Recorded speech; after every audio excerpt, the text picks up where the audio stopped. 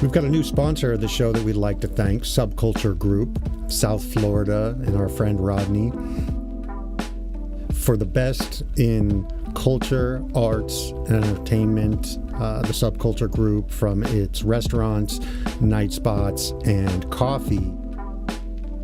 You don't want to miss it, and you won't if you're in South Florida, because these are the places that we find ourselves hanging out at, and you will too. So thanks a lot.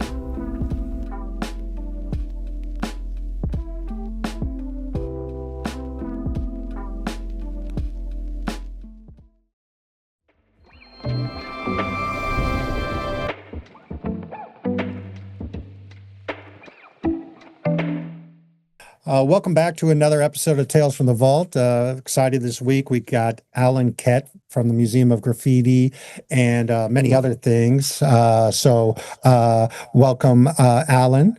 Really excited, and I want to dive right in. Alan, I gave you just a tiniest of introductions, but could you tell us a little bit about yourself? Sure. So I'm the co-founder of the Museum of Graffiti here in Miami, but I'm also an author, a historian, on street art and graffiti, and a lifelong graffiti artist myself, and a bit of a nut when it comes to all things hip hop and graffiti art related. So a collector as well, and lots of other things. But in a nutshell, that's kind of who I am, and at least those are the things that I'm very interested about.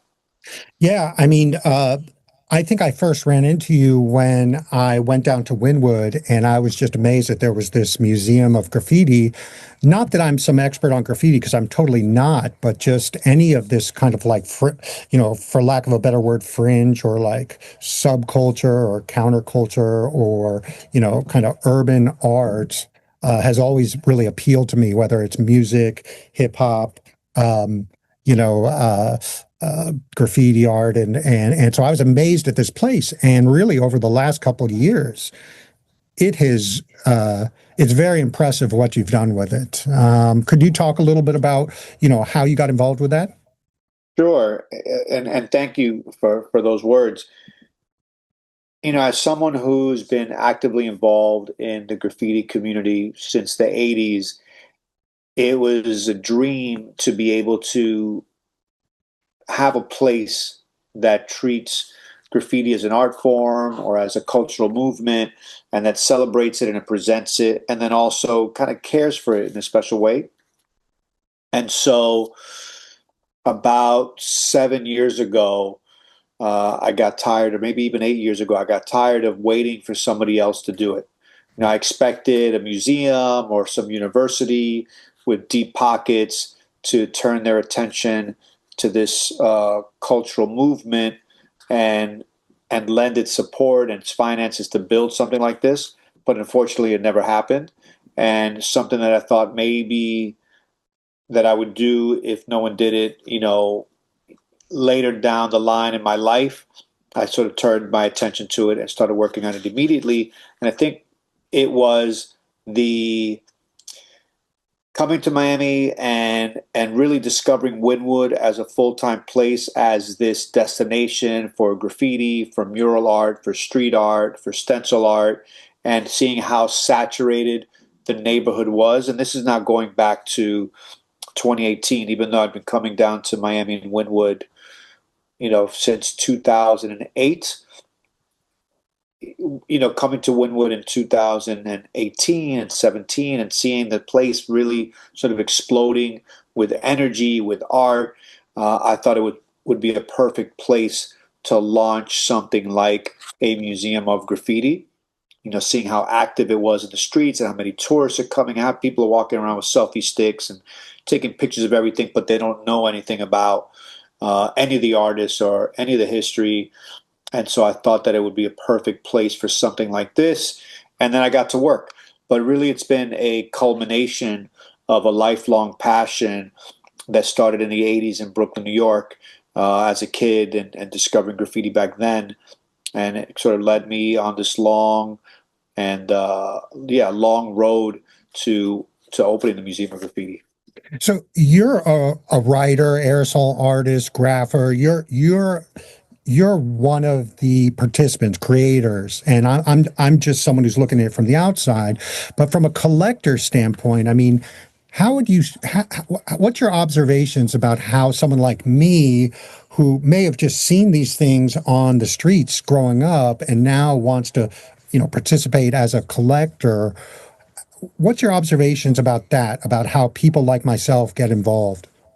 Well, there is a global market for graffiti art. Graffiti art started exhibiting in galleries, or writers started exhibiting galleries in 1973. That's the first show in New York City, Razor Gallery, 1973. Phase two, Miko, Snake One, Coco 144, Bama, and other artists created masterpieces, put them up for sale. They sold. That exhibition got covered in Newsweek, the New York Times, the Daily News. It was this really big moment for graffiti going back to 1973. So at that moment, people started collecting, and there started to be some interest. Fast forward 1980, more shows really start to happen, and really sort of it calmed down a little bit. People like Phase Two and Coco 144 got serious. They continued to paint. The artists, they continued to work. But 1980 was a big explosion.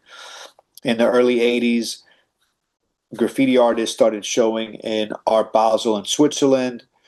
Lots of galleries started showing their work.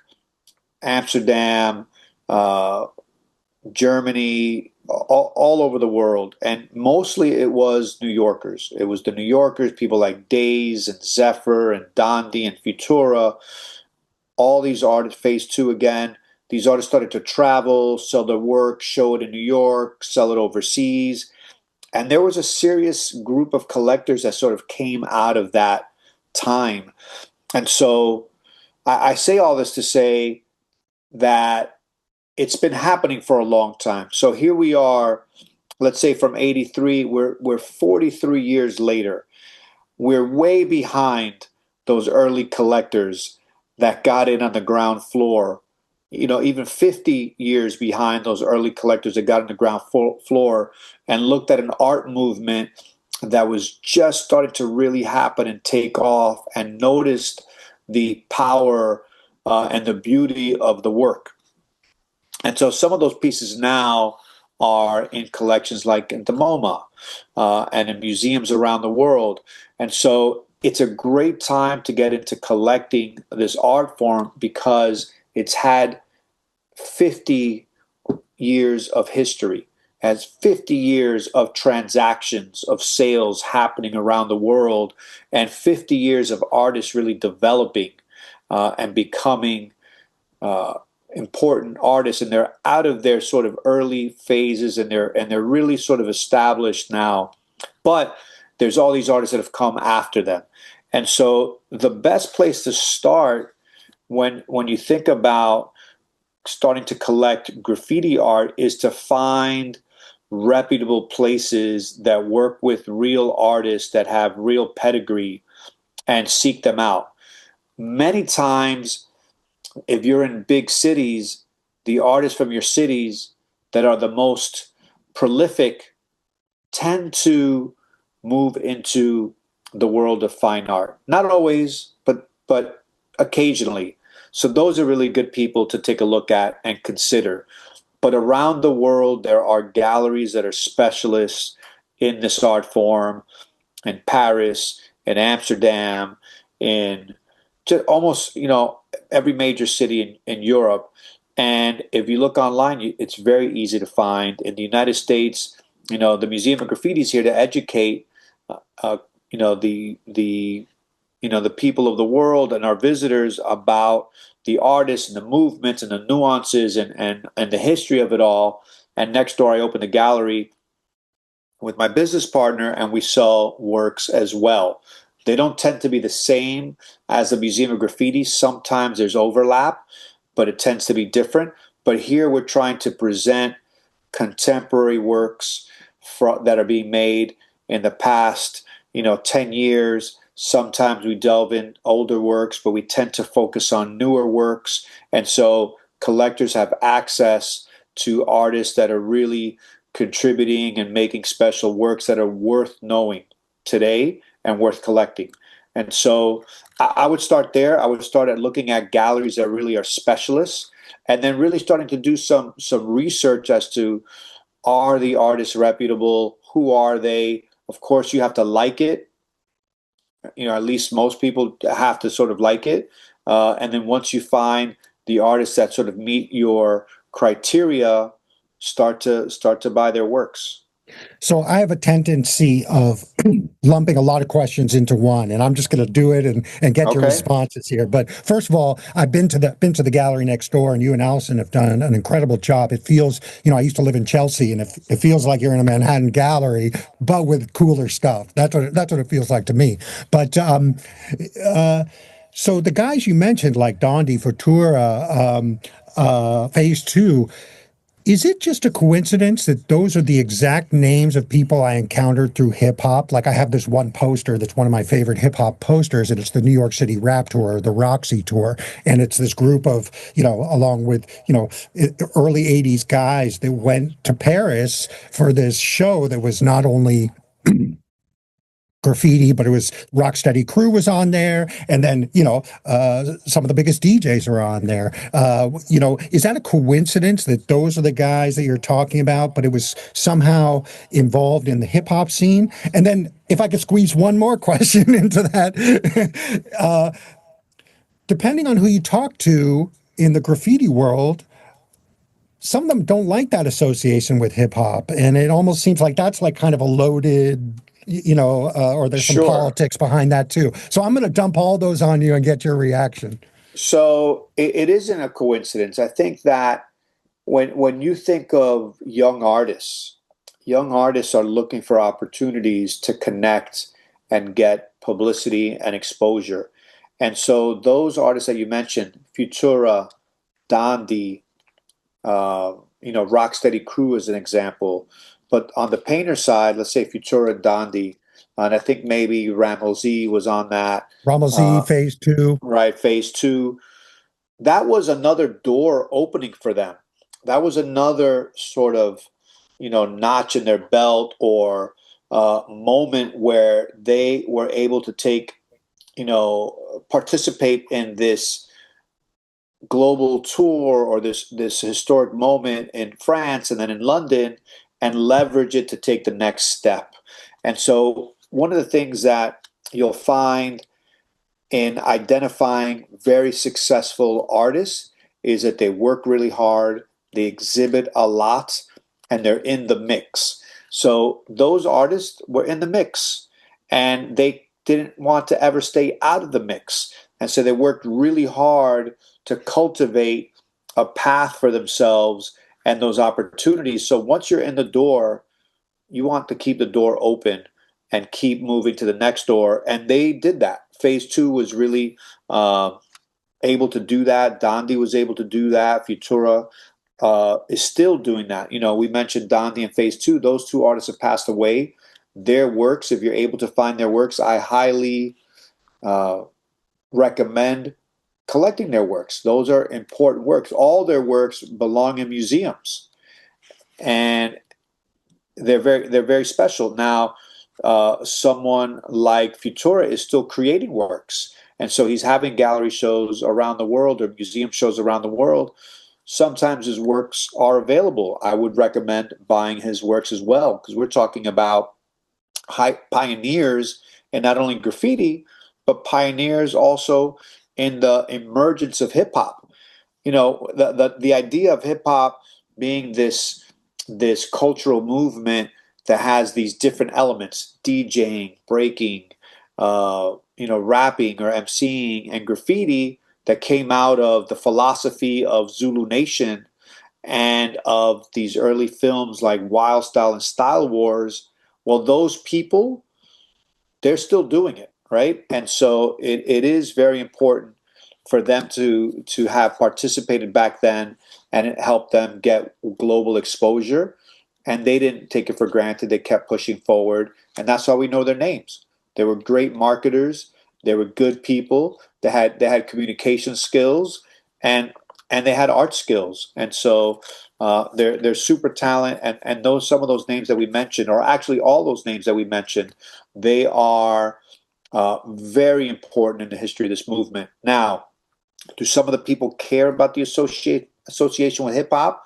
I think you find that that sort of conversation more so in the people that came before hip hop and that didn't do what these artists did, which is embrace it and roll with it. And so when you talk to someone like Blade, who's a pioneer, who started maybe a little bit before all those artists or around the same time, he considers himself to be before hip hop, and almost likes to claim it because it makes him, it puts him in a pioneering status. It dates him as one of the first. Now Futura is also as old as he is, and Phase Two is also as old as he is, but those guys embraced it. They participated in it. They loved it. They were a part of it. Phase Two was an MC. Phase Two was a b-boy. He was a DJ. Futura was down to be on tour. Futura has put out a record, and so they embrace hip hop culture. And sometimes people do it, and sometimes people don't. And there's people that love hip hop, and then there's people like, let's say, like Blade, who comes from the rock and roll and funk and disco, and so it just didn't really resonate with them in that same way. I know that there may be the feeling that, oh, if we go under this umbrella of hip hop, we're selling short graffiti, or at least that was an interpretation I got, impression I got from speaking to certain graffiti artists. And, they didn't want to do a disservice to graffiti in general by just putting it as one of the elements of hip hop, Yeah. which I could understand. I mean, it's its own art form. But hip hop is just so influential that I could see how there could be some tension there. Listen, I remember, growing up in Brooklyn, I fell in love with hip hop as it emerged, and I felt like it was a soundtrack to my life. And I experienced hip hop as this street movement, right? It happened in the streets. The jams were in the street. Dancing was in the street. Graffiti was in the street. All of this to me was a street movement, and then it also was like a club movement. Not everybody experienced it like that. Some people came from neighborhoods where that did not happen, and it didn't. Uh, they didn't experience it that way. So if you're from certain neighborhoods, Puerto Rican and black neighborhoods, let's say in New York City, in Brooklyn, in the Bronx, in Manhattan, you might have experienced hip hop and felt that you were part of it, that it spoke to you, and you were part of that movement. But if you were in like Westchester or the North Bronx, or some neighborhoods in Queens, you might not have experienced it in the same way, and it doesn't really speak to you, and you don't want to even claim it because it didn't touch you that way. But many of us claim hip hop as part of our life, and that we're part of it and contributors to it, and proudly so. There's this thing about the power of the music, that it's just a little different than the visual art form, because you could be living in middle America and going to a Tower Records and buying an album, and maybe you don't see any graffiti in your city, but you're listening, when you're a kid, you're listening to Public Enemy, or you're listening, and just like you, it's still the soundtrack of your life, but you're not waking up every day in the Bronx or in Brooklyn, and you know, but you still feel like you're a part of it because that's what you were listening to, and it's not your fault Yeah, that you were growing up in a different environment, and you don't care about it any less. I mean, those are the memories that you have, and a whatever your hundred memories percent. are, it's like it's kind of like too late to put that genie back in the bottle. Once you start selling records to all these teenager kids all over the country, I mean, they start talking like what they're hearing, and it's very influential, and they Yeah, have fond memories about it. I mean, yeah. you know, And I uh, love that you mentioned, Public Enemy, and I think Def Jam Records was very important in spreading that message out to the world. The PE records, the Beastie Boys records, Really, really important in sort of getting that message out, and the work that Russell Simmons, Leor Cohen, that they were doing back then. Rush Arts Management putting out LL Cool J, I guess also on Def Jam, like really important records. And then when you look at the design of the records and what they look like, you have graffiti artists touching those records. When I think of the LL Cool J logo with the sort of the knockoff of the cool cigarette O's Yeah. locking, Eric Hayes, right? that was designed by Eric Hayes, who's a very important graffiti artist turned graphic designer and creative director. And it was and a lot of the other stuff, Run DMC album covers and all this stuff was put together by Say Adams, Right. another graffiti artist out of Queens who was doing incredible work and bringing styles out there. The Beastie Boys Cookie Puss record, where he does the Beastie Boys letter or logo in graffiti letters. Very influential, and there are those records that are coveted by hip hop fans, but also by graffiti artists of a later generation that were introduced to the art form through record covers. I think of the Just Ice album covers, really important because they introduced the work of Gnome, CWK from Brooklyn, and sort of these b-boy kind of characters to the world. And I love that stuff, and I love when people sort of discover these albums, these logos. There used to be a record label called B-Boy Records that put out great art on their albums that were all done by graffiti artists, or like these breakbeat records that were all illustrated by this guy Kev TM7 out of Brooklyn, and a lot of people learned how to mimic graffiti styles from having that vinyl. Yeah, you mentioned a bunch of great things. I mean, I came at graffiti probably from starting to collect posters, hip hop posters, and you brought up Hayes and Say Adams, and those two are two guys I actually sought out because they were designing a lot of interesting posters that I was collecting.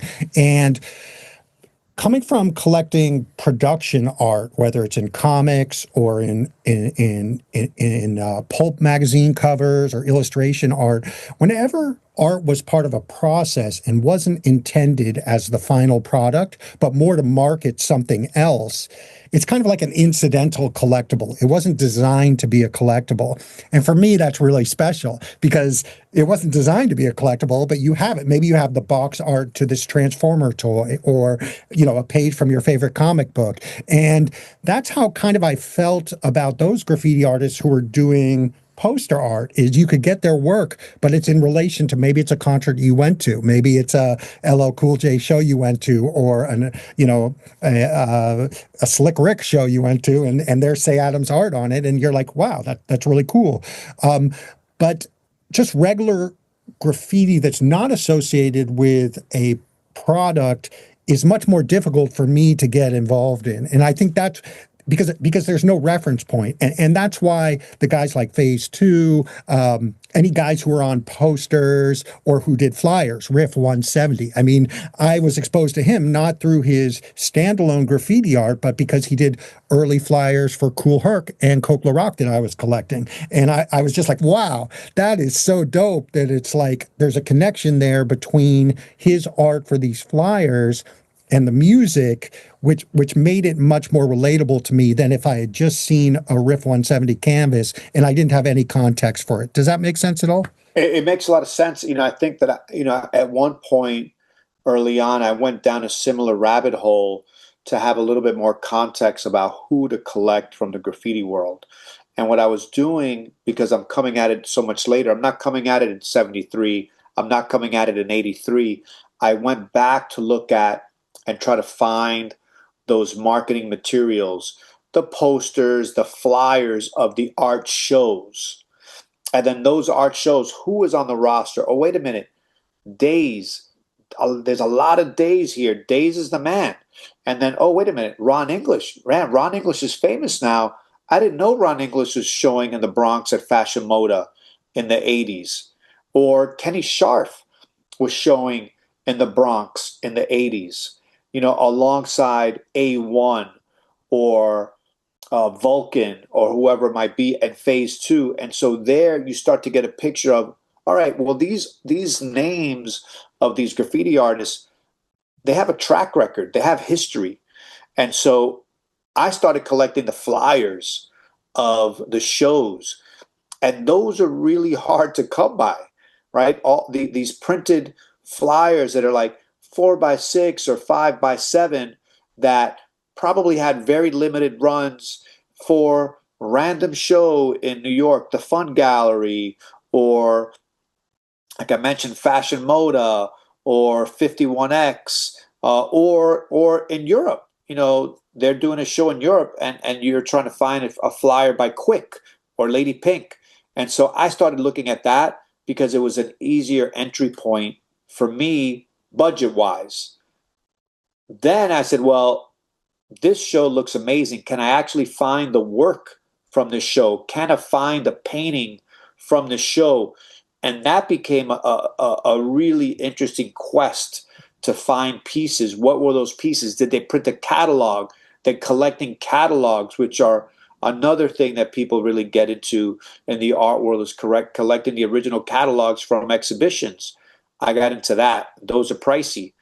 And then you get to discover the paintings, and then you could hunt for the paintings. So, I agree with what you're saying, that sometimes this printed matter is very fun to collect, but also very important because they're historical documents. And Yes. then if you could find some that are signed, incredible, right? It's incredible when you find a signed one, or you find it and then you try to track these people down to sign it for you, and then you have a really unique custom piece that nobody has, right? It's just impossible to find those things unless some collector has done the work to track down these people to sign this object, and then you have it. So I've done that, and I've gone down that rabbit hole, and I still do. I can't lie, I still do that, and I still love that because it's piecing together these historical documents. And every now and then I find a little treasure trove, or I might find someone that has like 20 or 50 of them and they're holding on to them. And then I'm able to acquire a nice sort of set of history. I love how you describe that, and I can totally relate. I mean, you just go on Instagram and you find the 51X Rich account, and or the Dirty Pilot account, or one of these accounts, and a lot of them will have those flyers with early appearances of Zephyr, or like Dondi, or Fun Gallery, which brings me to a. Oh, I think you're going to pull something out here. I have, so I've collected my own. When I was a kid, at some point I said, you know what, I'm going to hold on to the flyers, and so I have weird, and I have weird flyers that are my own that I just never threw away. So here's one, a Sick. Run DMC show in the Hamptons in 1995, Labor Day weekend. So really, strange little things. The Jungle Brothers at the Lyricist Oh, Lounge, nice. and I was there, and these are mostly shows that I was able to go to, Black Star, and a lot of club flyers that are really interesting. Needles and Threads with, sponsored by Rap Pages Magazine with DJ Scribble, Zulu Nation Anniversary, flyers, Sick. and then here, Cappuccino, DJ Stretch Armstrong.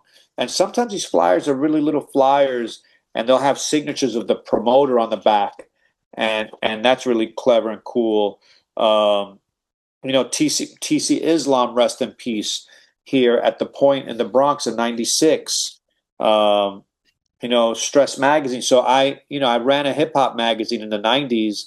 So I did a lot of magazine work, and I started a hip hop magazine. So I used to do a lot of clubs and concerts. So I have my own history of my own flyers that I put out. That maybe I have a few of them, but That's a great point. I mean, I know Stretch Armstrong put out a book on flyers, and I think that's a great entry point for people collecting hip hop is to get a book like that, and it becomes the Bible for what you're collecting because you can go out into the wild and try to find one of the images that's in the book. I always feel like where there's a checklist, it makes it much easier to collect than if you're just collecting something you have no idea what the context is. I like that. And that's a really good point because it's so big, it could be so vast, and you don't know how to focus. And then all of a sudden, you're buying all kinds of things, but it doesn't mean anything to a bigger collection. But if you sort of narrow down, you'll be much more effective. Yeah, these are taking me back. Look, this event at the Point from May 8th, '96 has Crazy Legs, Rocksteady Crew, Grand Mixer DST, Nice. Ernie Panicoli, and TC Islam, and so many other people. Brother Paradise from X Clan, and really interesting to it's just kind of a little bit of hip hop history. No, maybe nobody's written about this event ever. Maybe it didn't make it into any of the history books or any to the hip hop books. But on this day, there are a lot of hip hop people out here celebrating and listening to these people in person. The one thing that I love about collecting hip hop is that a lot of the people are around and approachable.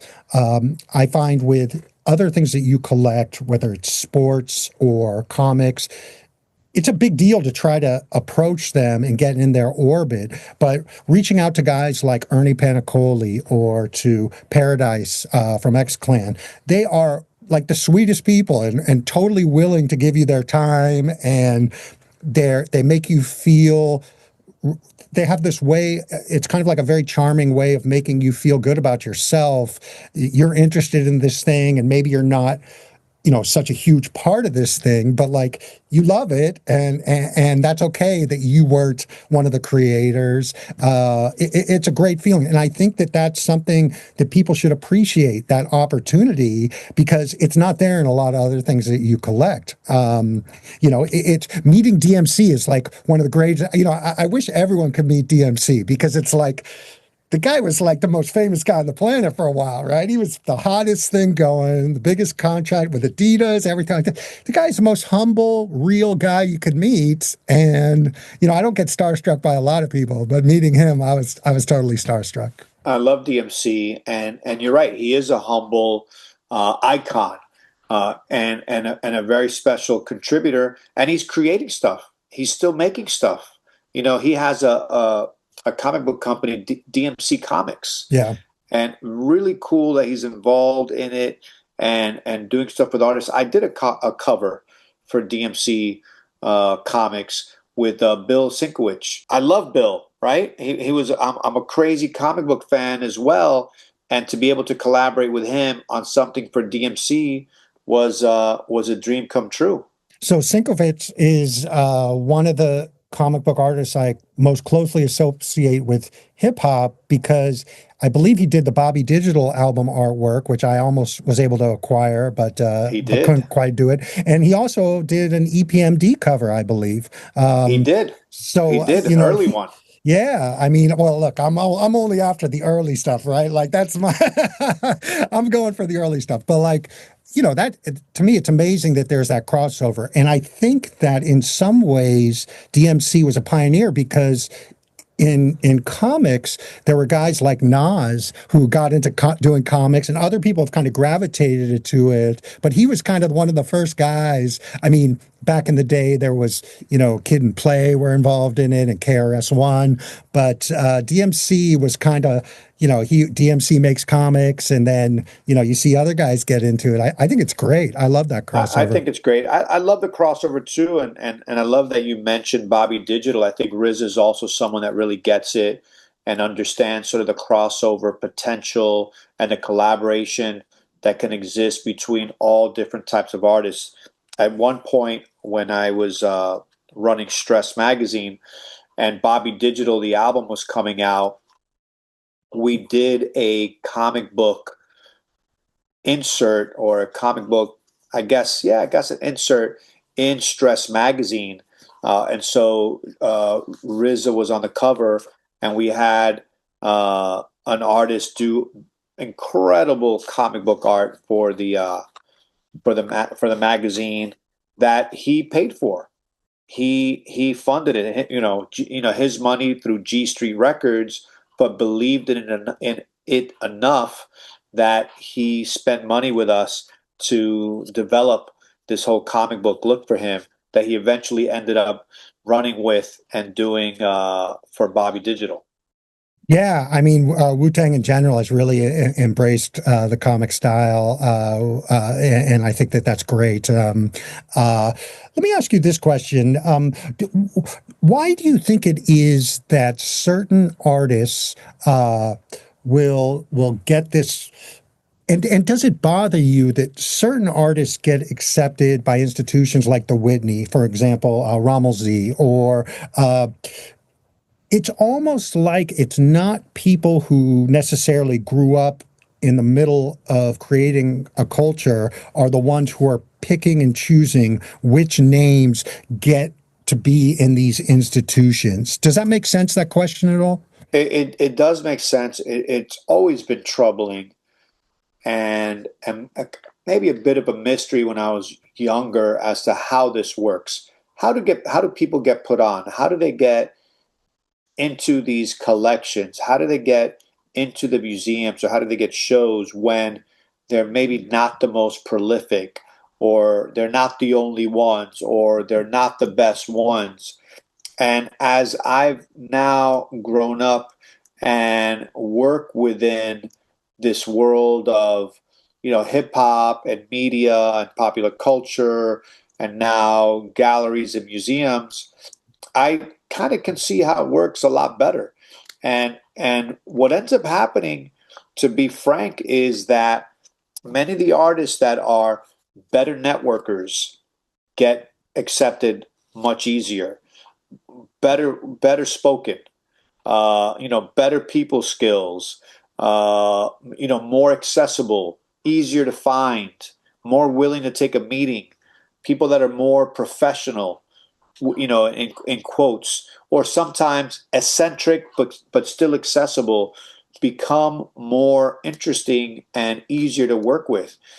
Nobody or rarely do people want to work with people that are, you know, dealing with addiction, or not on time, or assholes, or just difficult to work with.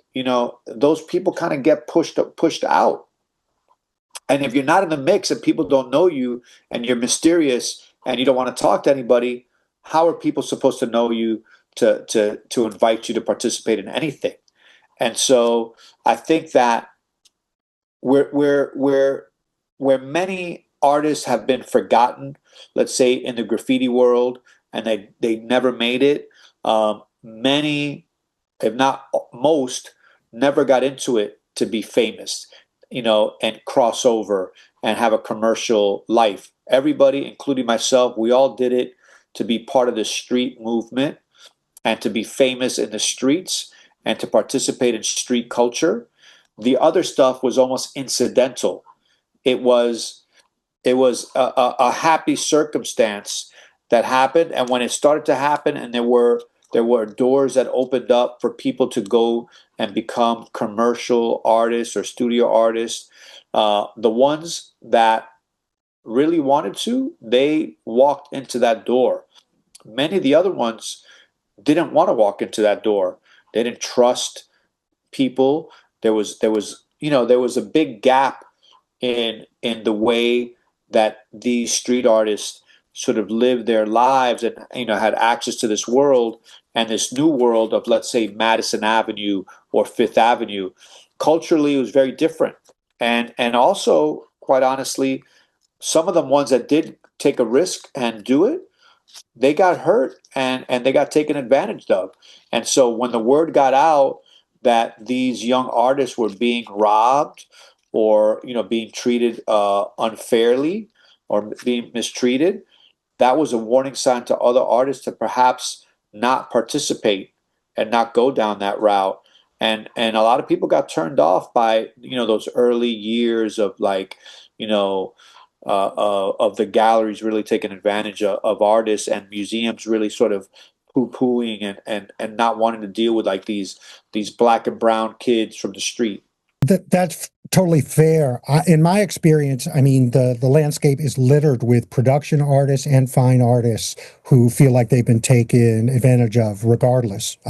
Whether it's the comic book guys who are paid $100 a page for creating these characters for Marvel, you know,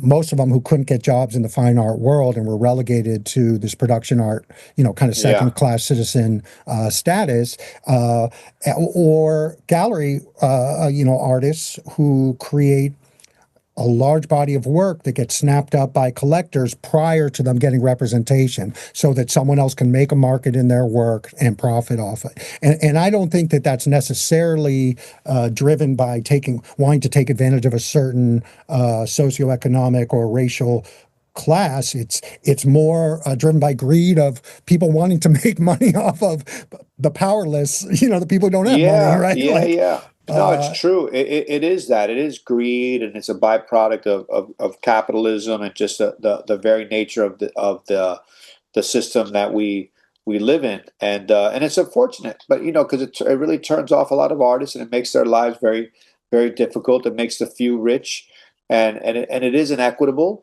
But with the artists that do stick around, people that say like an Eric Hayes or Futura or Say Adams or Days or Crash, who do stay in it, or Lady Pink, and that have been doing it for a long time, they figure it out. They lawyer up. They learn how to read contracts. They learn how to ask for what they're worth and negotiate, and they end up coming out on top. It might take a little bit longer, but it's the case of every artist that doesn't really know how to navigate business and that is also seen as a dime a dozen when you're young. Companies, they don't give a fuck. They're getting it for as cheap as they could get it. Recently, I was working with working on behalf of the owner of some art of an artist who is very influential, but has gotten no uh, play, for lack of a better word, in the major institutions. They haven't wanted anything to do with his work. I had some of his best pieces and offered them around to different institutions. And they had no interest. And part of it was I had to explain to these institutions why this artist was so important. And he really is. I mean, but I But you got don't want to this. name names.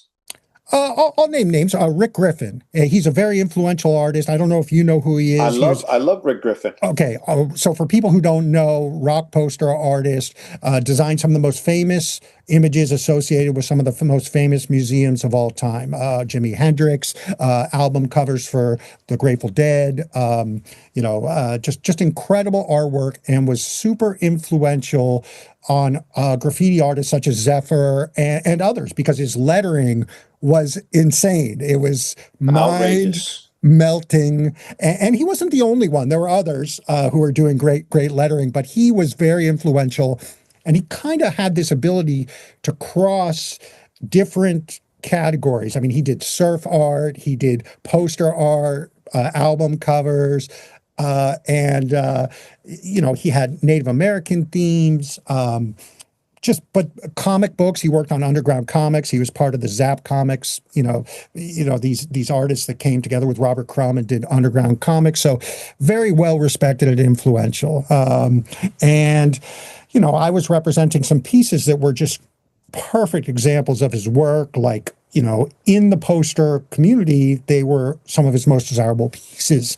And I was approaching institutions saying, look, this guy's so influential to graffiti artists, to music lovers, to, representing the images most associated with these artists sometimes, with these musicians sometimes, but he's not represented in any institution. I mean, maybe there would be a show once in a while, maybe in Europe, but not in the Whitney, not in the Lucas Museum, not in other institutions that you would think would be great for him, and that there wasn't a big reception for his work. And I got the sense that people wanted people in those roles at these institutions, they know how valuable it is to have that curatorial power. They know how valuable it is to be that institution, and they don't want to give that up to someone else. That's their superpower, right? So they want to Yeah, make the decision. And if they only want to buy Rommel Z and they don't want to buy any Dondi, that's their prerogative, and yeah. they can do that, and they can make or break the legacies of these artists. And I know you mentioned, I agree with you to a certain point that, you know, everyone has to be a marketer. You know, like whether you're a graffiti artist, you have to market, or you're a photographer, or you're a doctor, you have to market. Your surgery, you know, it's part of it. But I don't know that Rommel Z was a better marketer than Dondi was. I mean, maybe. I don't know that he was, but yeah, maybe he was. I mean, I think that when you think of people like in this movement with Ram, he was so eccentric, so outrageous. He was a performance artist, Yeah. but he also lived longer than Dondi by decades. And so, Dondi's life was cut short, and there wasn't an opportunity for him to continue to market himself. His body of work is minimal because he died in the early '90s or the mid '90s, where Ramel Z, lived a few decades more and continued to create and continue to do all kinds of work. Uh, so yeah, I mean, it's hard. I think the Rick Griffin example that you're giving is is sad to hear, but I'm not surprised. I'm not surprised that museums, and the curators that are gatekeepers keep those gates closed, and they leverage their power in a way that isn't necessarily for the betterment of society and of their public, but more for their own kudos or, their own careers.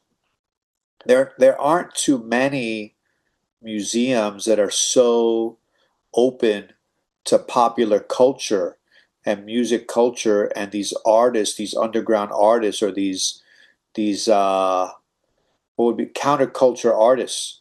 They're just not out there, at least not here. I don't necessarily study it so much, but I feel like there should be more. There should be more than just the alternative spaces. There should be institutions that take on the work of preserving and presenting and celebrating these artists.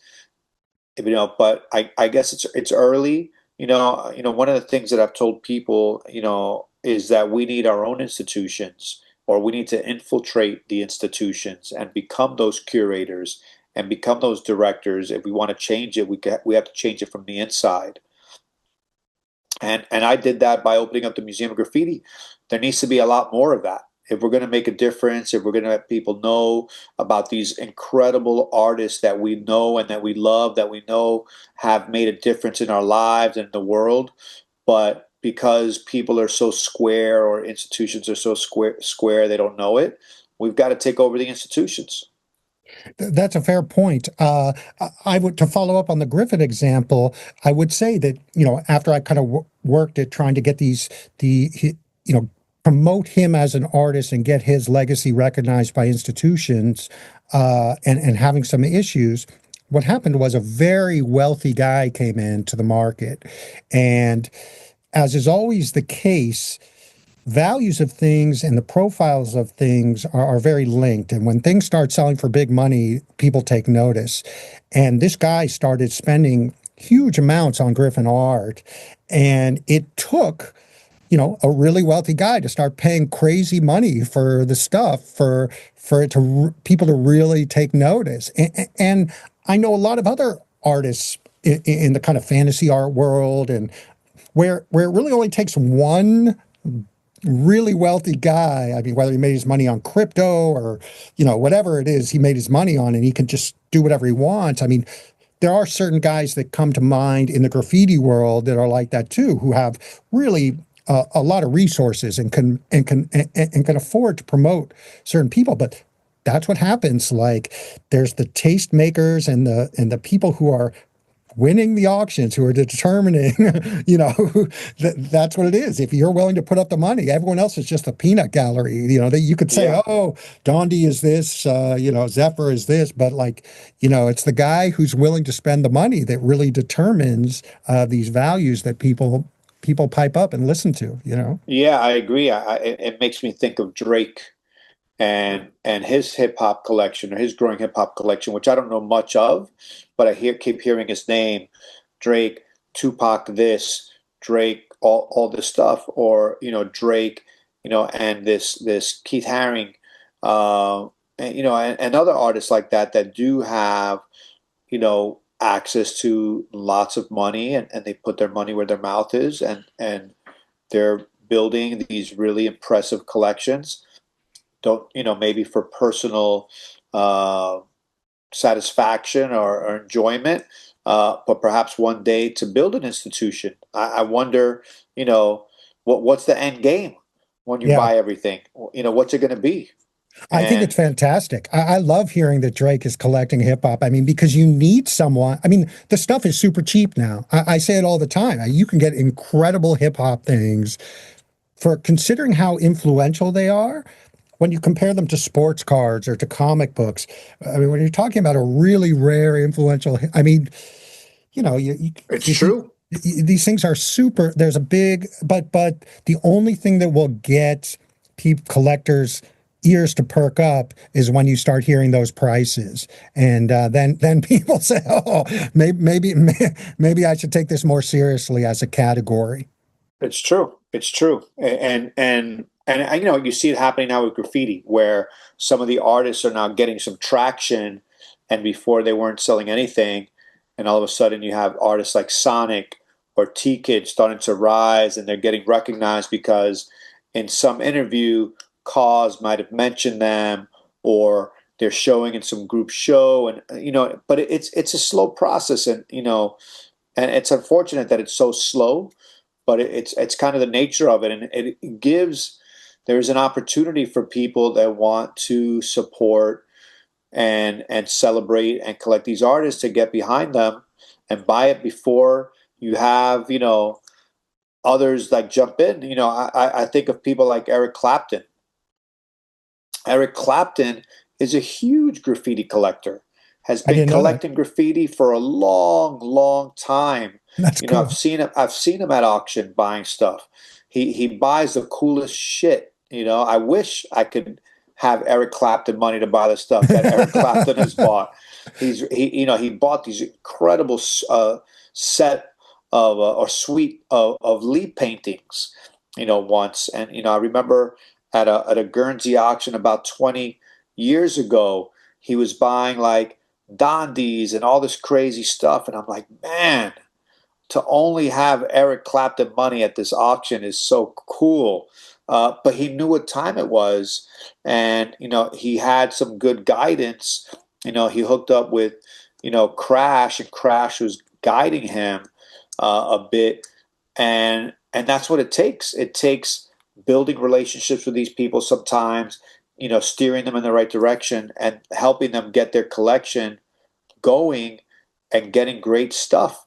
But for those of you listening, you can get involved, as Terry's mentioned as well, and have a good collection based on what's out there today, because it's still a good time to get, your foot in the door and start. I love that. I had no idea Eric Clapton was a big graffiti collector. You mentioned Cause, and I think it's amazing that he is using his platform to promote the art that he loves and kind of the art that he came from, right? And that's great because uh, graffiti and hip hop, they need people like Cause and Drake because they need people who, have some credibility, who are promoting these things and spending and putting their dollars where their mouth is. I mean, they have resources, right? So putting that money in and showing that this stuff is museum worthy, is desirable. I think it sets a great example. So it always makes me happy to hear that. Yeah, Um, Cause has an incredible collection. I went to see a show that he put together I want to say maybe 2 years ago at the Drawing Center in New York City, and it was just a an exhibition of his collection of works on paper, and there were hundreds of pieces there, and you got to see that he collects a lot of graffiti art, and then also lowbrow art or comic art. People like Robert Crumb, and Peter Saul, and Dondi, and Lee Quinones, and Part One, and he has an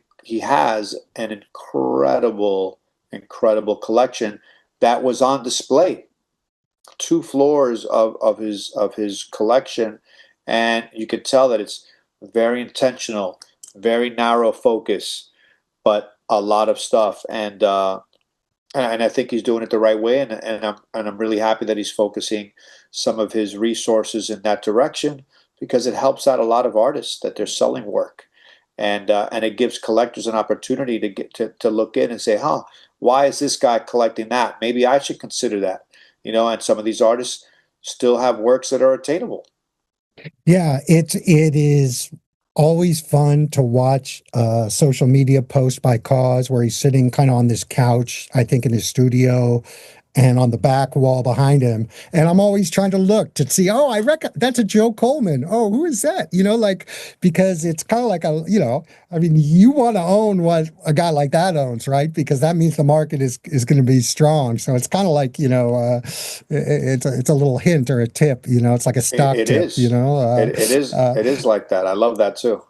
well, look, Alan, thank you so much for coming on. I feel like we're just scratching the surface, and I hope to have you back someday. You're just down the road here, and you've been really generous, and it's always a pleasure to talk to you. I feel like, for my passion of hip hop and kind of sprouting out into graffiti, like you've been always really very generous with your time. So it's great. Thank you very much for coming on. And you're welcome back anytime you want to come on, hopefully in person one time. So we could get in the same room. That would be great. Thank you so much for the invite.